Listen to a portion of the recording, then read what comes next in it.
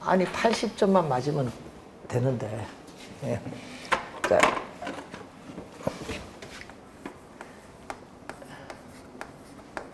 부동산 투자는 아까 늘 얘기했지만 미래의 불확실성의 투자니까 위험이 발생하고 또 투자의 대가는 뭐가 발생해요?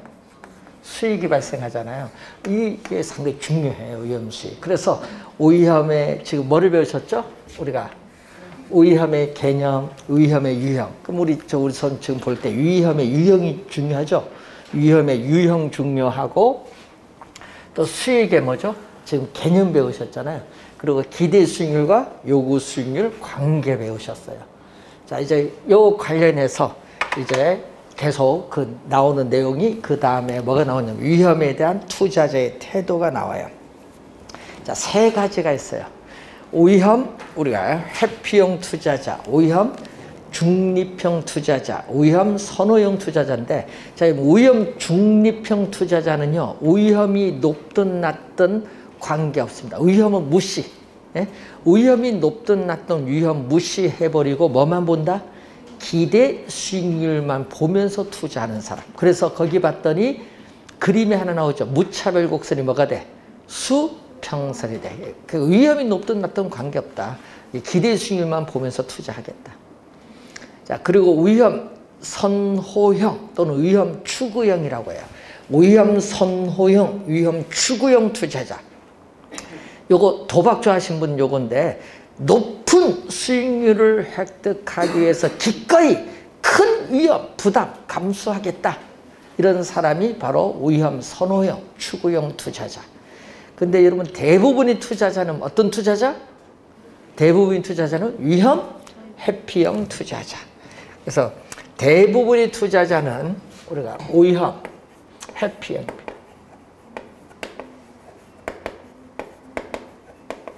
자, 여러분 나중에 문제 풀다 보면 위험 혐오형이라고도 나온 게 있는데, 위험 혐오형이 위험 회피형입니다. 자, 대부분의 투자자는 위험 회피형 투자자인데, 위험 회피적 투자자를 다른 말로 합리적 투자자. 자, 위험 회피형 투자자를 다른 말로 합리적 투자자라고 해요. 자, 그러면 위험 회피형 투자자의 행위를 보면요. 자, 여러분 상가에 투자할 거냐, 아파트에 투자할 거냐. 자, 두 투자 대안이 주어졌어요. 그럼 A, B 두 투자 대안에 있어서 미래에 예상되는 기대 수익률이 같았다. A, B 두 투자 대안의 기대 수익률이 같으면 당연히 투자자 입장에서는 위험이 뭐한 것을 낮은 걸 선택을 하고, 위험이 같았다. 자, 위험이 같았다. A, B 두 투자 대안의 위험이 같으면 투자자 입장에서는 기대 수익률이 높은 걸 선택하는 게 위험 회피형 투자자의 행위를 얘기합니다. 자, 그래서 여러분 교재에 265페이지에 위험 회피적 태도 1번에 보시면은 자, 두 개의 투자 안에 기대 수익률이 동일한 경우에는 투자자들은 위험이 낮은, 즉 덜 위험한, 덜이라는 것은 위험이 낮다는 얘기죠. 덜 위험한 투자안을 선택을 한다는 거죠. 그래서 투자자가 위험을 회피한다는 것은 위험을 전혀 우리가 부담하는 것을 말하는 것은 아니에요. 어느 정도 위험은 부담합니다. 아무리 위험 회피적인 투자자라 할지라도 시장에서 피할 수 없는 위험이 있어요. 인플레이션이 발생한다든지 피할 수 없는 위험이거나, 자, 인센티브를 더 주겠다. 인센티브, 유인책이라고 하죠. 인센티브, 유인책이 있는 위험일 경우에는 그 인센티브를 보면서 나는 위험을 감수하면서 뭐 한다? 투자하겠다. 자, 그런 내용이 거기에 265페이지에 거기에 2번에 나와 있습니다. 아까 설명한 게. 자, 위험 수익의 상세 관계가 265페이지에 맨 밑에 나오고, 그림은 266페이지의 그림을 보는데,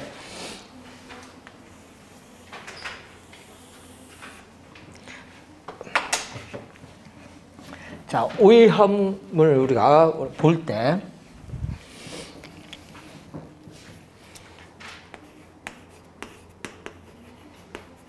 자, 위험과 이 기대 수익률 평면에서 자, 위험이 제로다. 여러분 위험이 제로. 자, 위험이 제로일 때 여기에 예를 들어서 1%다. 위험이 제로일 때 얻을 수 있는 수익률. 예를 들면 국가가 보증한 국채 수익률. 이런 얘기인데 위험이 없을 때 얻을 수 있는 수익률을 뭐라고 하죠? 무위험 자산의 수익률. 자, 무위험 자산의 수익률이라고 해. 1%를. 그러니까 무위험 자산 하면 위험이 없는 자산. 국가가 보증한 뭐죠? 국채 등을 예를 들어 볼 수 있어요. 그래서 무위험 자산의 수익률은 자, 무위험 자산의 수익률은 위험이 제로, 위험을 전혀 수반을 하지 않을 경우에 얻을 수 있는 수익률로서 미래 장래에 기대되는 수익이 확실하다. 확실한 경우의 수익률인데 자, 이때 그림이 이렇게 올라갑니다. 이렇게 위험축에 대해서 밑에서 보면 볼록하죠. 볼록한 형태의 이 그림이 누구? 위험 회피형 투자자의 무차별 곡선. 자, 이게 무차별. 그러면 차별이 없다는 거죠. 무차별 곡선이 우상향합니다. 자, 무슨 얘기냐면요. 투자자에게 여러분 이 곡선상에 2점이든 2점이든 2점이든 그럼 예를 들어서 2점이든 자, 위험이 제로일 때 여기 1%다. 위험이 3%일 때 여기 5%다. 그러니까 여러분 위험이 제로일 땐 1%, 위험이 3%일 때는 5%인데 이 두 점의 투자자의 만족은 똑같다는 거예요. 만족은 똑같다. 뭐만 다르죠? 위험과 기대 수익률 조합만 다를 뿐 투자자의 만족은 똑같다는 거. 무차별 곡선은 이렇게 투자자에게 똑같은 동등한 효용을 가져다주는 위험과 기대 수익률의 이런 조합, 이런 점들을 연결한 곡선을 무차별 곡선. 이 무차별 곡선상의 점은 투자자의 만족은 다 똑같은데 뭐만 다르죠? 위험과 기대 수익률 조합만 다를 뿐. 자, 이때 여기서 아까 얘기했듯이 일반적, 우리 항상이란 말 잘 안 써요. 일반적, 통상이지. 일반적으로 위험과 수익은 무슨 관계? 265페이지 밑에 보시니까 무슨 관계? 비례 관계다. 비례 관계. 자, 얘기죠. 그림 볼까요? 위험이 높을수록 수익률도 높아가네요. 그림사. 그래서 투자자가 부담하는 위험이 높을수록 투자자가 요구하는 기대 수익률도 더 커지는데 화살표가 같은 방향으로 변동하면 무슨 관계? 플러스. 자, 화살표가 같은 방향으로 변동하면 플러스. 플러스를 경제이론에서는 비례. 마이너스는 반비례. 되겠죠? 시험 문제에 비례에다가 또 플러스 관계 있다 내니까 안 들어봤다 가면 안 돼요. 비례가 플러스입니다. 그럼 반비례는 뭐다? 반비례는 뭐? 마이너스겠지. 반비례로 또 출제하기도 하는데 반비례는 마이너스예요. 자, 이걸 주의 좀 해두시고 이걸 뭐라고 하죠? 이것을 우리는 위험, 수익에 맨 밑에 보니까 뭐가 나왔죠? 상쇄. 여러분 상쇄는요 트레이드 오프, 야구 오프 시즌에 트레이드 하거든요. 그러니까 위험이 높을수록 수익률도 높은데 그 두 개가 뭐가 된다? 상쇄가 된다. 위험 수익의 상쇄 관계를 말한다. 이 지문 또 최근에 또 4번 출제를 했어요. 자주 나와요. 자, 그러면은 요 그림 볼까요? 위험이 3% 될 때 요것은 뭐죠? 위험이 제로일 때도 1%, 위험이 3%일 때 요거 1%죠? 요 점선 들어준 요 크기는 무위험률의 크기인데 순수한 무위험률의 크기는 순수한 시간에 대한 대가를 주는 거예요. 자, 1년 만기 국채를 사면요. 1년이라는 이 시간에 대한 대가만 준다. 오위험에 대한 대가는 없어. 그래서 무오위험률은 뭐죠? 순수한 뭐에 대한 대가? 예, 시간에 대한 대가다. 그런데 문제는 위험이 3%일 때는 시간에 대한 대가만 있는 것이 아니라 또 뭐도 있어요? 요 크기도 있잖아요. 예? 요것을 뭐라고 하냐? 오위험에 대한 대가예요. 크기가. 이것을 전문용어로 거기에 오위험 할증률이라고 해요. 자, 오위험 할증률. 오위험은 리스크인데 이 프리미엄이란 요 영어 단어를 뭘로 번역을 했다? 할증률로 번역했다. 그래서 투자에 대한 대가는 수익으로 나타내는데 이 수익은 시간에 대한 대가와 무슨 대가? 오위험에 대한 대가 둘로 볼 수 있다. 그래서 여러분 시간에 대한 대가, 오위험에 대한 대가 둘 다 나타나고 있다. 이런 얘기죠.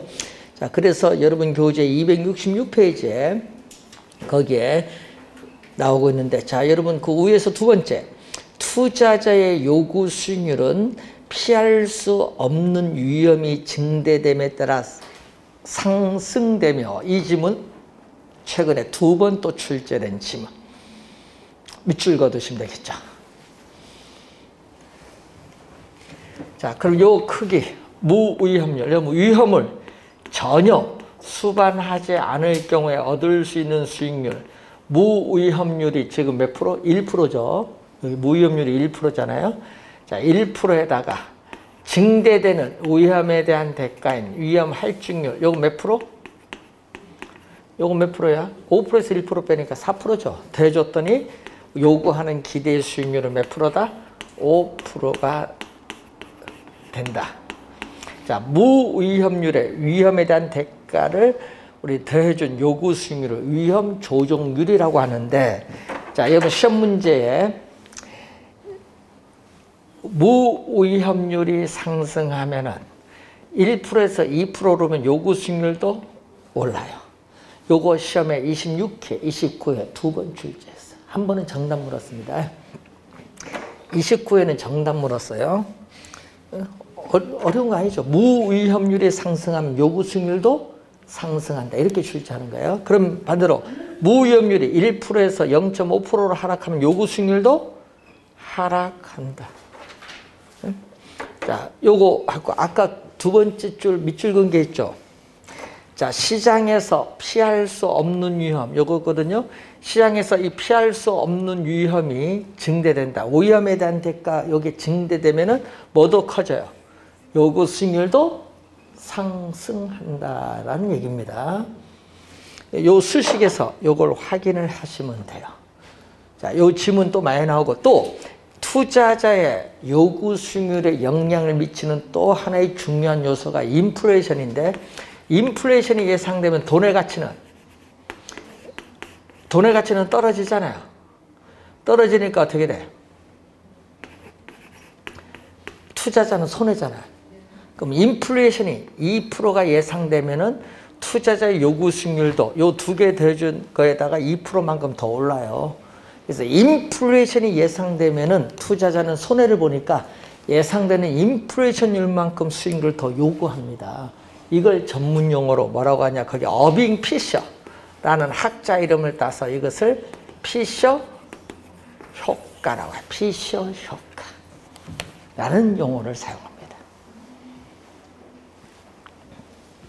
자, 그 내용을 거기 이제 또 보시면 되겠고, 자, 그 맨 밑에 투자자의 요구 수익률은 위험에 대한 회피도에 따라 결정된다. 자, 여러분 회피도가 나오는데 이걸 얘기합니다.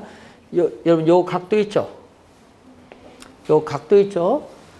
그림 보면 요 각도, 이 각도를 위험에 대한 회피도라고 해요. 이 각도를 위험에 대한 뭐다? 회피도.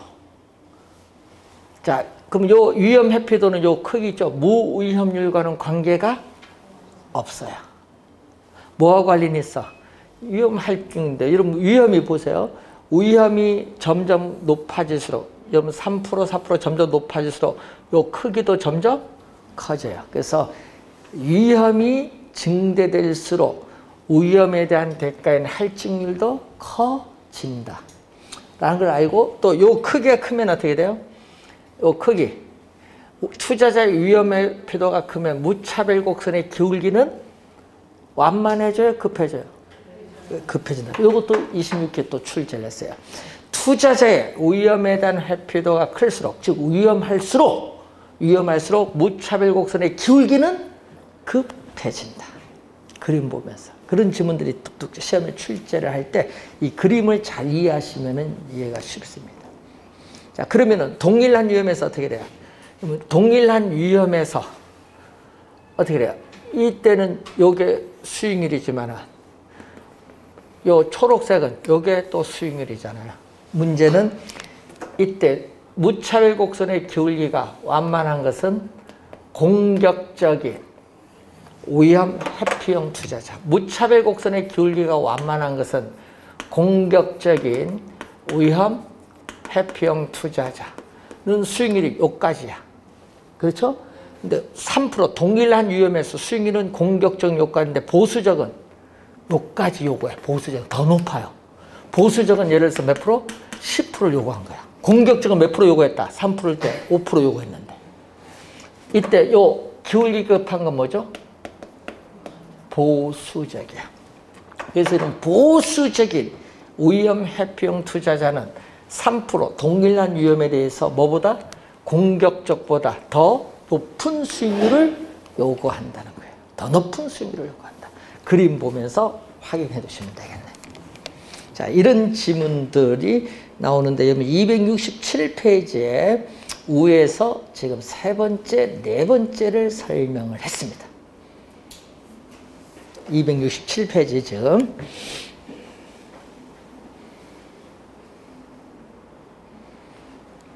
그럼 그 말의 의미는요, 이 그림 보면서 이해를 해 두시면 돼요. 위험 수익의 이 그래프, 시험에 그래프 내는 거 아니잖아요. 말로 출제해버리지. 그러니까 그래프 보면서 그 말의 의미를 이해해 두시면 되겠죠. 자, 267페이지 보시면은 부동산의 가치. 자, 부동산에 있어서의 가치는 부동산 소유에서 비롯되는 장래에 기대되는 수익. 자, 이런 부동산 소유에서 장래에 기대되는 수익이 뭐 1억이다. 뭐 이런 식으로 기대되는 수익을 뭘로? 우리는 할인율로 할인한 값이에요.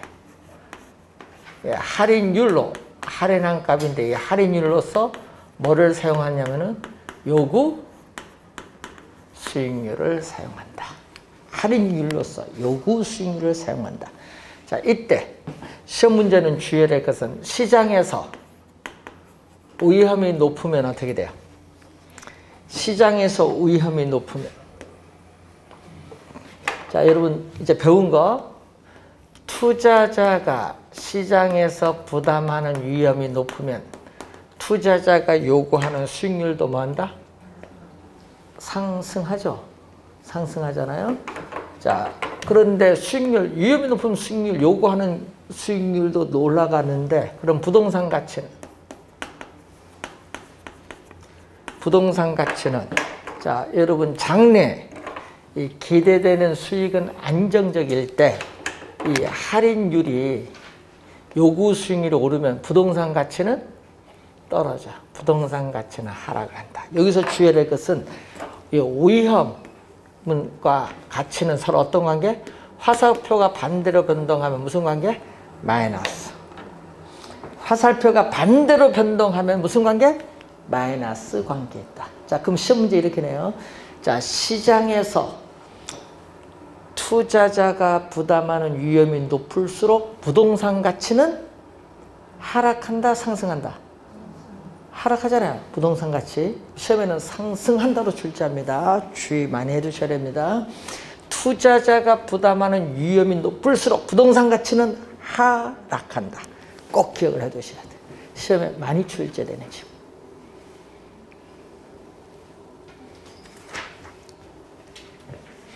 자, 268페이지에 자, 지금 위험과 수익을 배우고 있는데 이제 수익을 측정하는 게 나와요. 자, 이제 위험 수익에서 뭐가 나온다? 수익을 측정하는 게 나오죠. 자, 순영업소득은 뭐라고 하냐면은 순수익입니다. 자, 부동산 투자로부터 미래 예상되는 순수익, 순영업소득. 순영업소득의 기대치는 뭐예요? 여러분, 기대치는 기대가. 자, 여러분, 동전을 던졌을 때, 동전이 앞면이 나왔을 때 얼마? 1,000원을 준다. 뒷면이 나왔을 때 500원 준다. 그러면 앞면이 동전을 100번 던졌을 때 앞면이 나올 기대값은 얼마냐? 이런 식으로. 그리고 우리 중학교 때 배운 거 아니에요. 그래서 이 기대치는 평균값이야. 순영업소득의 기대치, 기대값. 이 기대값은 평균값. 이 기대치로 추계되는 뭘로 측정한다? 기대 수익률로 측정한다. 그래서 항상 수익은 뭘로 측정하는 거예요? 기대 수익률로 측정한다.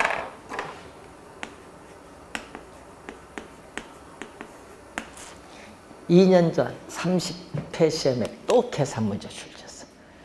계산 문제 요건 쉽게 출제를 했겠죠. 여러분 교재 여러분이 269페이지에 거기에 문제 한번 봅니다. 중간에. 자, 상가 경제 상황별 예측된 확률이 다음과 같을 때 상가 기대 수익률이 8%라고 한다. 정상적인 경제 상황일 경우에 관로 안에 들어갈 예상 수익률은 얼마냐? 자, 그러면은 지금 문제 수익을 측정하는데 상가에 뭐를 구한다? 기대 수익률을 구한다. 자, 이 상가의 기대 수익률이 지금 구하는데 8% 주어졌거든요. 자, 그러면 자, 이제 구하는 방법 배우겠습니다. 상가의 기대 수익률 구할 때는 각 경제 상황이 나왔어요. 비관적, 정상적, 낙관적일 때. 비관적일 때 예상되는 수익률 몇 프로? 비관적일 때 예상되는 수익률 몇 프로? 4%. 4%. 정상적일 때 예상되는 수익률 모르죠? 모르잖아요. X%. 모르니까. 예? X%.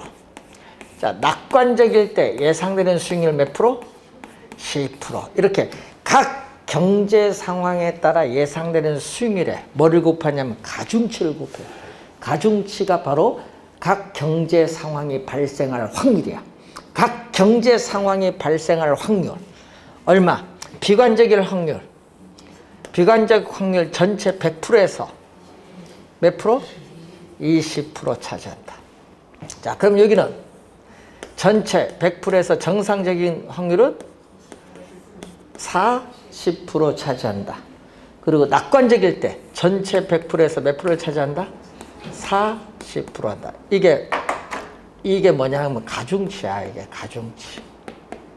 이렇게 각 경제 상황에 따르는 예상 수익률에 가중치를 곱해서 이렇게 더해주는 건데, 가중치가 바로 뭐죠? 각 경제 상황이 발생할 확률, 가중치를 곱해서 더해주면 돼요. 이게 기대 수익률 구하는 거예요. 예. 이 값이 몇 프로 나왔다 지금? 상가 기대 수익률 몇 프로? 8%가 됐다. 그럼 요거 곱하면 얼마? 요거 0.2니까 0.2에 4를 곱하니까 얼마? 0.8%. 자, X 프로 곱하기 얼마? 0.4에다가 더하기 요거 0.4에 10%니까 4%죠? 이거 8%입니다. 그럼 얼마죠? 0.4 곱하기 X 프로는 얼마죠? 4.8% 넘어가면은 3.2%. 양변에 4를 곱해줄까요? 양변에 10을 곱해주면 4 곱하기 X 프로는 얼마? 32%. 양변에 얼마를 곱했어요? 10을 곱했어요. 소수점을 써주기 위해서. 그러면 X 프로는 얼마? 4로 나눠줬더니 48, 32죠? 8%. 그럼 X는 얼마? X는 8. 기대 수익률 구하는 건 어려운 건 아닌데 이건 기본입니다. 만약에 이런 문제 나오면 이건 풀어줘야 돼요. 이런 문제는. 분산 구하는 거는 시간이 좀 걸려서 그건 뭐 못 풀더라도 요거는 기대 수익률은 구할 줄 알아야 돼요. 자, 2년 전에 또 출제를 한 내용이에요. 기대 수익률. 30회 시험에 출제를 했었죠. 자, 그래서 기대 수익률을 구하는 거 여러분이 우리가 22회, 19회 시험, 22회 시험, 30회 시험에 출제를 했어요. 기대 수익률을 구하는 거. 계산 문제 3번 최근에 출제를 또 했습니다. 자, 위험, 이번은 이제 수익은 측정을 했으니까 이번은 위험을 측정한다. 요거 계산이 어려워요, 여러분이. 자, 위험을 측정할 때는 뭘 갖고 측정한다? 표준 편차 갖고 측정. 그리고 이 표준 편차를 제곱하면 뭐가 나온다? 분산이 돼. 이 표준 편차를 제곱해 준 건 분산. 자, 우리 중학교 때 표준 편차, 분산 다 평균 구하는 거 배우는데 이때 표준 편차는요, 평균으로부터 얼마나 벗어나느냐. 자, 이런 그림이 하나 그렸습니다, 제가. 자, 이 그림을 정규 분포 곡선. 자, 정규 분포 곡선일 때, 요 점. 자, 이 평균. 자, 이 평균을 나타내는 기대 수익률로부터 좌우 대칭. 이 평균으로부터 좌우 대칭인 이 정규 분포 곡선이에요. 자, 그러면 표준 편차는요, 이 점선 평균으로부터 얼마 떨어져 있느냐. 자, 평균으로부터 얼마 떨어져 있는가를 나타내는 지표가 바로 뭐죠? 표준 편차. 그러면 이렇게 되면 어떻게? 그림을 그리면은 이렇게 되면 평균에 밀집하면은 어떻게 돼요? 평균, 요 점선부터 평균보다 떨어져 있는 정도가 작죠? 그럼 표준 편차가 뭐다? 작은 거예요. 평균에 밀집한다는 것은 그만큼 위험이 줄어든 거죠. 위험이 낮다. 꼭 기억합니다. 계산을 못해도 표준 편차가 작으면 위험도 뭐다? 낮다. 반대로 이렇게 가면 어떻게 돼요? 이렇게 가면 넓게 분포되죠. 이때는 표준 편차가 뭐다? 크다. 표준 편차가 클수록 또 뭐도 높다? 위험도 높은 거. 그래서 여러분이 시험에 보면 말로 나오거든요. 이걸 알고 있어야 돼요. 표준 편차가 작을수록 위험은 낮고 표준 편차가 클수록 위험은 높다. 이걸 꼭 기억하고 다니셔야 돼요. 계산은 못 하셔도.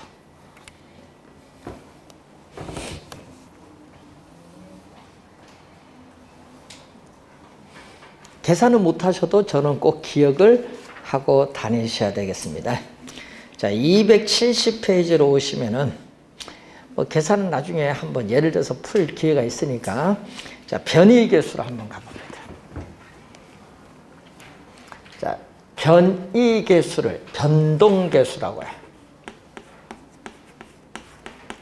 자, 변이계수 또는 변동계수라고 하는데, 자, 이것은 기대수익률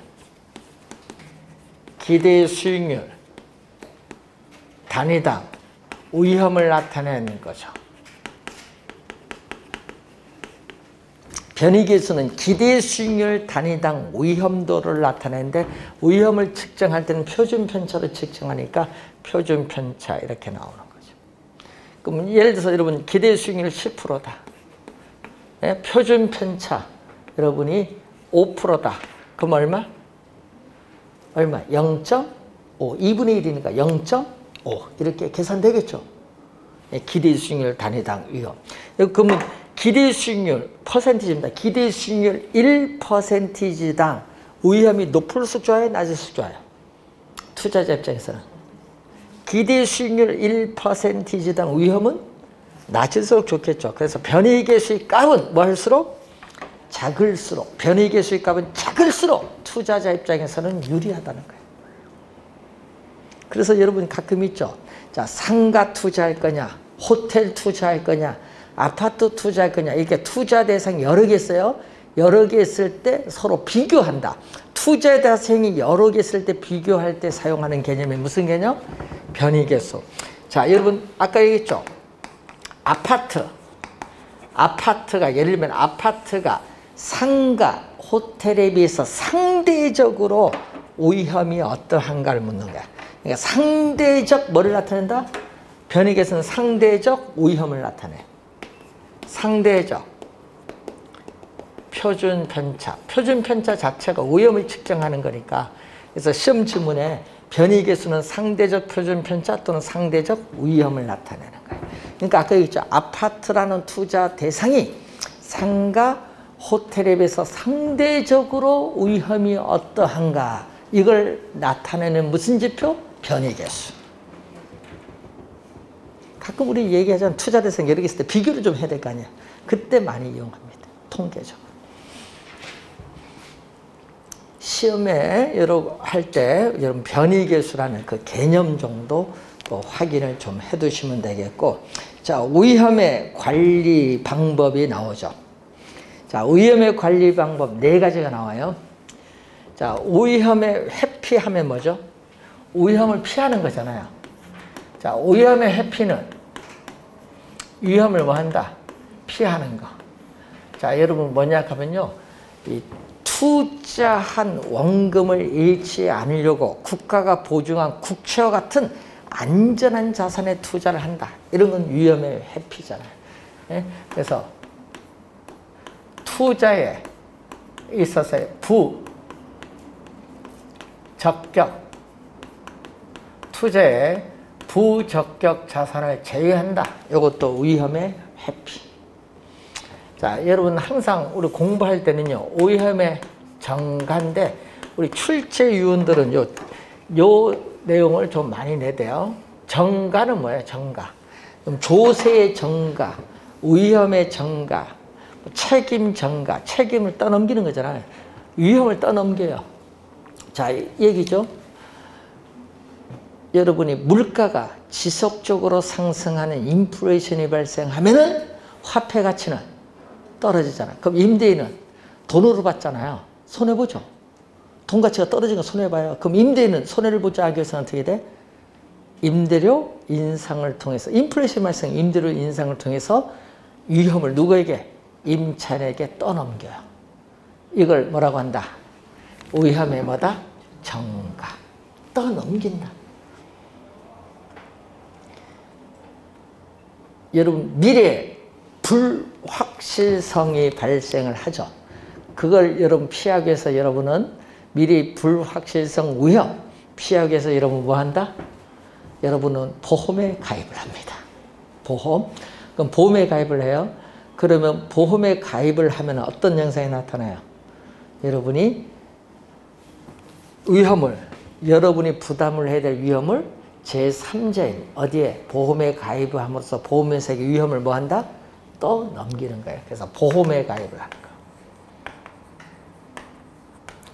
자, 여러분, 여러분이 살고 있는 아파트가 있는데 여기 우리나라는 요즘 날씨가 따뜻해서 그런 현상이 안 나타나는데 가끔 아파트 부실공사가 있는 경우도 좀 있거든요. 보면은. 그래서 며칠 전에 어떤 분이 항상 추울 때 뭐 영하 7, 8도 갈 때 그때인데 어떤 분이 전화 와서 갑자기 보일러가 터졌대요. 부실공사를 했는지 뭔지 하여튼 물이 샥 내려가. 예? 15층에서 터져서 14층, 13층 되는데 어떻게 날란 거죠. 밑에는 터졌으니까 물이 내려가니까. 그래서 어떻게 돼? 공사를 샥 하는데 밑에 공사 2집 공사했더니 금액이 7천 정도 나왔어요. 다 틀어고쳐야 되니까 뭐 어떻게 해? 그럼 누가 내야 돼요, 돈? 예? 하느님께서 줘야 돼? 날씨 춥게 만들어서? 그럼 아파트 관리사무소에서 내야 돼요? 아니에요. 관리사무소 화재보험 가면 그걸로 끝이에요. 화재 났을 때 3천만 원 보상이 좀 끝인데, 그래서 여러분이 어떻게 돼? 원인 제공자가 다 부담을 해야 돼. 생돈 나가게 생겼잖아요. 7천만 원. 근데 이분이 이제 관리사무소 가서 막 싸웠는가 봐. 그러지 마시고 보험 가입을 하셨냐고 물어봤지. 보험 자기들은 뭐 가입한 게 없지. 그런 거 말고 본인 가입한 게 있냐고 물었더니 왜요? 하니까 한번 가져와 보시라고. 딱 보니까 여기 한번 확인해 보시라고. 요거 아파트 사고 났을 때 요거 1억까지 보상될 거다. 그랬더만 7천만 보상받았잖아. 있어요. 그래서 뭐 자기도 몰라요. 그게 약관에 보세요. 다 있어요. 예? 눈 올 때 걸어가서 미끄러서 여기 아프다. 예? 그래서 뭐 수술해야 된다. 그러면 그것도 보상이 돼요. 있을 겁니다. 실손보험 잘 확인해 보세요. 그런 걸 이제 알아둬야 돼. 부동산인데 그런 거. 그런 게 가끔 있어요. 그래 잘 보셔야 돼. 위험, 그러니까 제3자인 보험회사에게 여러분 부담을 해야 될 위험을 또 넘기는 겁니다. 자, 위험에 또 뭐가 있냐면 보유가 있어요. 자, 외부에서 발생하는 감가상각 요인이 있거든요. 요거 외부에서 발생하는 감가는 문제가 생겨요. 그럴 때 뭐를 충당금을 설정을 해서 스스로 위험을 부담을 해. 충당금 설정해서. 이런 건 위험의 뭐다? 보유. 자기 스스로 위험을 부담하는 거예요. 근데 위험에 또 통제가 있어요. 자, 위험의 통제인데, 자, 여러분이 손실이 발생하거든요. 이 손실의 발생 횟수, 규모, 그걸 줄이는 거예요. 뭐를 통해서? 민감도 분석, 이제 배울 민감도 분석이나 이제 배우시게 될 포트폴리오에 따른 분산 투자를 통해서 위험을 통제를 해요. 그 뭐 시험 문제 우리 최근에 계속 출제되는 용어가 민감도 분석이야. 그 민감도 분석은 위험을 거기 보면 처리하는 방법에 뭐가 나온다? 민감도 분석이 나오는데 이거 최근에 시험에 계속 출제되고 있어. 작년에도 나왔어. 항상 나오는 건 개념이 출제합니다. 개념. 위험을 처리하는 방법 보면 민감도 분석이 나오는데 항상 개념을 출제해요. 개념. 하여튼 잘 공부해야 됩니다. 요즘 계속 출제하고 있습니다. 투입 요소.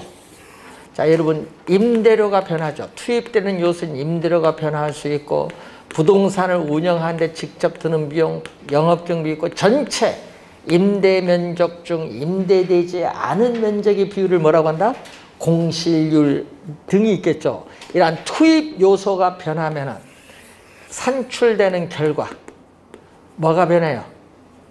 산출되는 결과인 수익성이 변할 거 아니에요. 투입 요소의 변화에 따라 산출되는 결과가 어떻게 변화하는가 이걸 분석하는 걸 무슨 분석? 민감도 분석. 이걸 계속 개념을 출제하고 있다. 작년에도 당연히 나오고 어려운 용어 아니거든요. 그래서 계속 출제가 되는 용어다. 민감도 분석. 자, 그리고 위험을 처리하는 방법에 위험한 투자를 제외시키는 방법이 있어요. 자, 위험한 투자를 제외시키는 것은 투자 원금을 잃지 아니하려고 국채와 같은 안전한 자산에 투자하는 거. 이건 위험의 회피에 속하여. 위험한 투자를 제외시키는 방법은 위험의 회피에 속하는데 거기에 보수적 예측 방법이라는 게 있어요. 자, 여러분 적극적으로 투자하냐, 여러분 보수적으로 투자하느냐. 자, 부동산 투자로부터 미래에 예상되는 기대 수익이 있어요. 이 기대 수익을 높게 해야 돼요? 낮게 해야 돼요? 보수적일 때는. 낮게 해야죠. 당연히 보수적인데 공격적, 적극적으로 하는 게 아니니까. 그래서 미래에 예상되는 기대 수익을 가능한 한, 뭐하게? 가능한 한 낮게 예측을 해. 예측을 해서 그걸 기준으로, 낮게 예측한 거, 그걸 기준으로 투자를 할 건가 말 건가 결정하는 방법을 보수적 예측에 의한 투자 방법입니다. 자, 여러분 본인이 보수적입니까? 공격적입니까? 얘기를 물으면요. 대부분 다 뭐라고 해? 보수적이라고 얘기를 많이 해요. 주식 투자하는 사람은 난 보수적이 아니라고 보는데 위험성이 높잖아요, 주식은. 그래서 본인은 보수적이라고 생각하시는 분 많더라고요. 보수적 있고 또 위험 조정 할인율. 자, 위험 조정 할인율을 다른 말을 위험 조정률이거든요. 자, 위험 조정 할인율을 사용하는데 여러분 저기서 배웠습니다. 자, 여러분 저기서 부동산 가치는 아까 뭐라고 배웠냐? 부동산 소유에서 비롯되는 장래의 기대되는 수익을 현재 가치로 환원한 값인데 이때 현재 가치로 환원하는 할인율로서 뭐를 사용한다? 요구 수익률을 사용한다 얘기죠. 저기 배우셨는데, 자, 그럼 거기서 시험에 나오는 지문이 있어요. 28에도 정답 물었습니다. 자, 요거죠. 부동산 소유에서 비롯되는 장래에 기대되는 수익을 현재 가치로 환원할 때 위험한 투자일수록 할인율은 뭐 한다? 높여야죠. 높은 할인율을 적용한다. 높은의 동그라미. 요거 높은을 시험 문제 계속 낮은으로 출제한다. 높은을 뭘로? 낮은으로 출제. 그걸 바꿔버려요.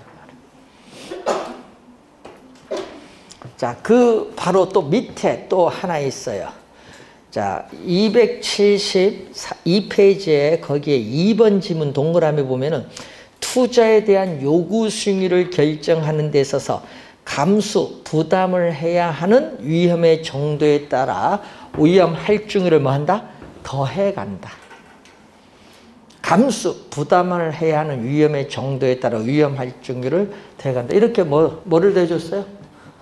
감수, 부담하는 위험의 정도에 따라 위험 할증률을 이렇게 뭐 한다? 더해간다. 더해간다.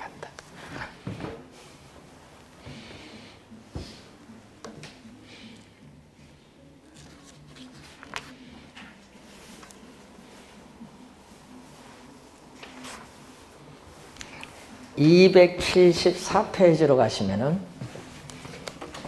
자, 부동산 투자로부터 미래에 예상되는 현금 수입과 현금 지출은 정확하게 예측하기 어렵습니다.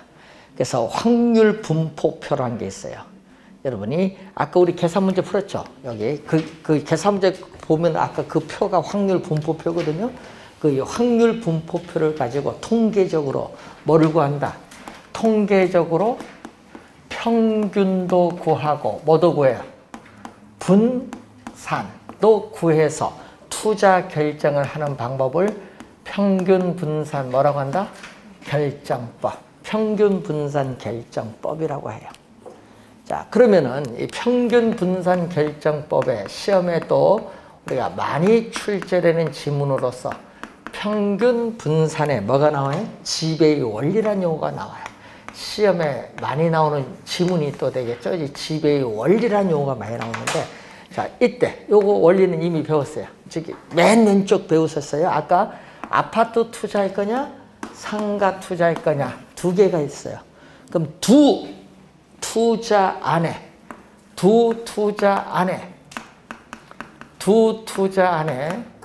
기대 수익률이 같으면 투자자 입장에서 뭐를? 투자자 입장에서는 위험이 낮은 걸 선택하고, 두 투자 안에 위험이 같다. 위험이 같을 경우에는 기대 수익률이 높은 걸 투자한다. 요 평균 분산의 지배 원리가 저기 맨 왼쪽에서 배우셨던 뭐다? 합리적 투자자, 위험 회피형 투자자의 행위와 같은 거예요. 되겠죠? 세 개를 딱 연결해서 암기해버리면 되잖아요. 위험 회피형 투자자, 합리적 투자자 행위와 평균 분산의 지배 원리가 같다 생각을 하면은 딱 암기가 하나 되죠. 자, 그러면 이런 의미입니다. 기대 수익률. 자, 26회 시험에 또 정답을 여기서 또 물었잖아요. A와 B 기대 수익률이 같다. 기대 수익률이요 7% 같았다. 그런데 이 위험을 측정하는 지표가 뭐죠? 위험을 측정하는 지표가 표준 편차인데, 예? 7% 같았는데 A는 3%, B는 5%다. 그러면은 표준 편차가 뭐 한쪽? 표준 편차가 작은 쪽의 위험도 낮죠. 그 기대 수익률이 같을 때는 표준 편차가 작은 위험이 낮은 뭐를 선택? A를 선택. 이게 지배의 원리. 그럼 만약에 A와 B의 위험이 같았다. 여러분 A, B 두 잔의 위험이 같으면 A가 B보다 기대 수익이 높다. 그럼 이것도 뭐를 선택? 위험이 같을 때는 기대 수익이 높은 또 뭐를? A를 선택하지. 그럼 당연히 A가 B보다 기대 수익률도 높은데 또 A가 B보다 위험 당연히 낮다. 그럼 이것도 당연히 뭐를 선택이구나? A를 선택. 이 세 가지는요, 지배의 원리가 적용돼요. 근데 시험 문제 나올 때 주의를 해야 돼요. A가 B보다 기대 수익률이 높고 A가 B보다 위험도 크다. 이 경우에는 평균 분산의 지배의 원리가 적용되지 않는다. 이 경우에는 적용되지 않기 때문에 평균 분산 결정법에 오류가 발생했어요. 이 경우에는 여러분 이제 배우시게 될 포트폴리오 이론을 적용하면은 A, B 두 투자 안에 위험 수익의 관계를 쉽게 분석할 수 있다. 그래서 포트폴리오 이론의 진가가 바로 거기에 있는 겁니다. 그래서 이런 경우에는 오류가 발생을 하죠. 그래서 여러분 교재 275페이지 보시면은 위에서 5번째 요 두 개죠. A, B, 이 빨간색 A, B 두 개의 투자 대안 중 A를 선택할 거냐 B를 선택할 것이냐 여기서 뭐에 따라 달라진다? 투자자의 뭐에 따라서? 위험에 대한 태도에 따라 달라지는 거예요. 여러분 위험 본인이 공격적이다. 그럼 뭐를 선택해야 돼? 본인이 공격적이면 A를 선택하는 거고 위험도 높고 기대수는 높은 A를 선택하는 거고 본인이 보수적이다. 그럼 뭐를 선택? B를 선택하겠지. 그래서 투자자의 위험에 대한 태도 공격적인 위험 회피형 투자자냐 보수적인 위험 회피형 투자자냐 투자자의 위험에 대한 태도에 따라 달라지는 거예요. 선택이요.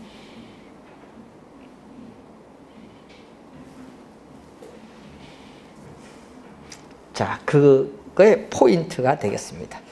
자, 평균 분산 결정법 배운다. 여러분 아까 얘기했지만은 빨간 거 지배의 원리가 적용되지 않을 경우에는 뭐를 이제 배우시게 될 포트폴리오 이론을 적용을 하면은 A, B 두 투자 대안의 위험과 수익의 관계를 쉽게 분석할 수 있다는 내용이죠. 자, 우선 여러분이 시험 문제 또 나오는 거 하나 배우셨고 이제 포트폴리오 이론도 원래 한 문제 출제가 예상되는데 포트폴리오 이론이 어떤 내용이 출제되는지 잠시 쉬고 우리가 설명을 하도록 하겠습니다.